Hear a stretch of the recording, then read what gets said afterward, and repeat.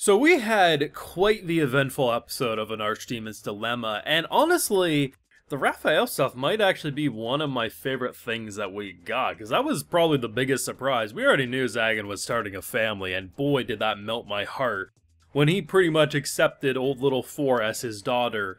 But the Raphael stuff surprised me, because the previous episode, I'm like, okay, this girl's she's gonna get screwed around by this dude. And he kind of comes in and he's quite intimidating. And it is a little weird when initially when he's like kind of laughing, like, haha, no one's ever talked to me like that before. I kind of respect that, but I'm going to cut your head off. But the fact that he actually let her keep her sword and manipulate the situation to give her her sword back paints him as such a more complex character than you're first expecting. So then as he's approaching our boy to be, you know, this is his 500th kill if he manages to kill Zagan. He has 499 under his belt for sorcerer deaths. And it's all but confirmed that this is the man who most likely killed Four's parents. So it's a pretty intense situation on arguably one of the more adorable episodes. It's kind of like sweet meets spicy is the best way to put it, and I'm absolutely here for more. Of course, I have full live reactions over on Patreon. If you want to see my full and thought to any of these Archdemon Dilemma episodes, it's going to be over there exclusively. So let's get the sweetness out of the way. Let's start with dessert, so to speak. Four is precious. And if anyone tells me otherwise, they're a damn dirty liar. But most importantly, we have to all admit that she looked like goddamn Yuffie in her Moogle outfit from Final Fantasy. That is the cutest little outfit she could have possibly got, and it melted my heart.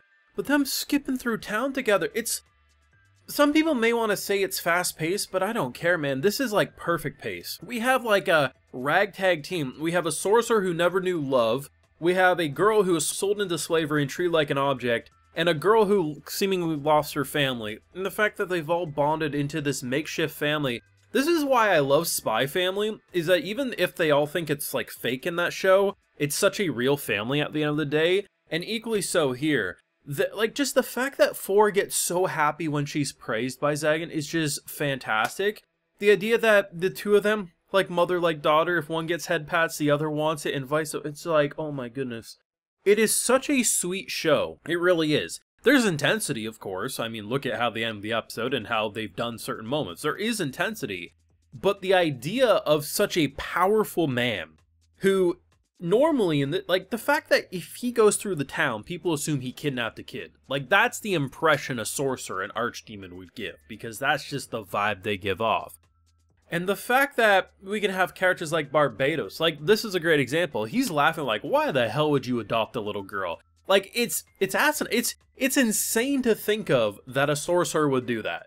It just makes no sense. He actually did kind of call out who it was without realizing it, because of course Four was in disguise, so Valfor appears to be this, you know, armored plated sorcerer, not this little dragon girl. So, I mean, eventually I imagine old Uncle Barbados will realize, and I really hope we get at least one moment with them together on screen before the season wraps up. Just give me Uncle Barbados and Four and see how they bond together. Even if she hates him, I just need something with him before the season ends. Please and thank you. But it's the fact that just the praise and how they bond and open up. Like, the fact that she was ready to throw hands, man. And the only reason she didn't is she didn't want to upset Mama Neffy, because, you know, you don't want to kill Mama Neffy's friends and family in the general market. But it's just great. But unironically, I think the Raphael stuff was my favorite because it kind of like initially, at least for me, is like, oh, he's actually not going to be as big of a douchebag as we think he is. And then very quickly, he's like, oh no, he still wants to kill us. And then, oh shit, he's like, are you going to let me kill this unarmed woman? You know, at least put a sword in her hands. Like, that's the vibe I was getting, right? And it said no.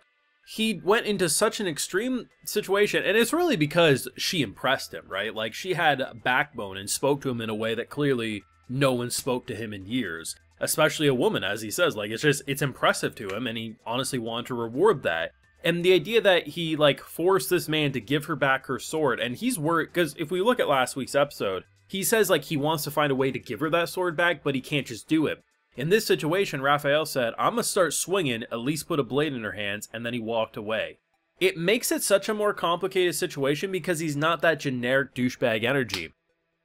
From their point of view, you kill sorcerers. That's what you do. They're not really the most righteous of people, and he's picked a target, and that target just so happens to be our boy, and while obviously Zagan has that big dick energy swinging of casually looking in the reflection, be like, I think he's right there. Though the title of next week's episode makes it seem like he wants nothing to do with that. So it'll be interesting, because obviously our guy's not going to die, and I don't see Raphael dying either, but, you know, it's an interesting bait and switch, if I'm being honest. Like, you think you know what to expect, but then you don't. Like, I really expected that this dude would just be a douchebag who would get put in his place or would stick around and cause a ruckus, and instead, he's a lot more human than I was expecting, which I guess is kind of the nature of the show. You think you know what to expect with characters at face value, and then they turn out way more wholesome or develop far past where you initially saw them. And honestly, that's the best way to describe this episode. It was the ultimate bait and switch that I didn't see coming. The family dynamic is what I expected, though it was more wholesome than I expected, which I thought I knew what to expect, but it continuously melted my heart and made me a puddle of goo. But that Raphael stuff was really, really good, man. And I'm interested to see what they do, because I think that bar is about to get wrecked the hell up, but I guess time will tell. I don't know, this show has definitely been one of the more pleasant surprises, because it blends that interesting aura of like, oh my god, this is the sweetest family building show ever, and then, oh, this is some really interesting magical plot lines going on. Insert the night stuff as well. And it's like, I don't know, in a weird way, like, when I really take a step back to think about what I saw in this episode, my gut instinct would be like, okay, explaining it out loud to someone, or even explaining the episode out loud to me if I hadn't seen it, I'd be like, damn, that sounds like the episode's a little too packed. Like, there's no way it balances everything, but it does. By the time we reach the 20-minute mark, I'm like, did they really find a way to so flawlessly show wholesome, action-packed, drama, character building, like, and it works. Somehow this show just works so damn well, and I don't even know, I think the only thing missing in this family is Uncle Barbados coming over as the drunk uncle.